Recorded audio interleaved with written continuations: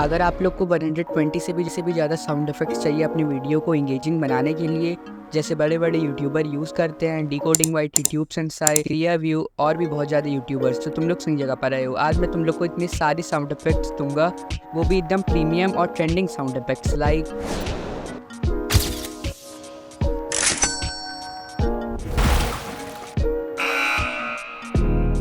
ये जो मैं तुम लोग को गूगल ड्राइव प्रोवाइड करवाऊंगा वो वीडियो के डिस्क्रिप्शन में भी मिल जाएगी और वीडियो के कमेंट सेक्शन पे भी पिंड हुई मिल जाएगी तुम लोग को। जब तुम लोग गूगल ड्राइव खोलोगे तो उसमें तुम लोग को सारे साउंड इफ़ेक्ट्स मिल जाएंगे नाम के साथ, और तुम लोग इसको यूज़ कर सकते हो बिना किसी कॉपीराइट के डर से, बिना किसी पेड वर्जन के। कोई भी इसमें पेड वर्जन नहीं है, ना ही कॉपीराइट आएगा।